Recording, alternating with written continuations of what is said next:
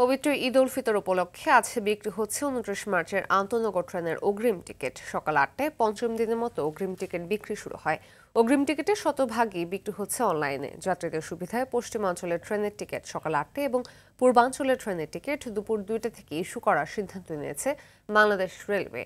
সে অনুযায়ী এই দুই সময়ে দুই অঞ্চলের টিকিট বিক্রি হচ্ছে। যাত্রীরা ঈদযাত্রায় ট্রেন ও বগি বাড়ানোর দাবি জানিয়েছেন। এদিকে গাবতলী, মহাখালী ও সায়েদাবাদ থেকে ঈদের অগ্রিম বাসের টিকিটও বিক্রি হচ্ছে। অনেক বাস অনলাইনে টিকিট বিক্রি করছে, এ কারণে বাস টার্মিনালেও যাত্রীদের ভিড় কম।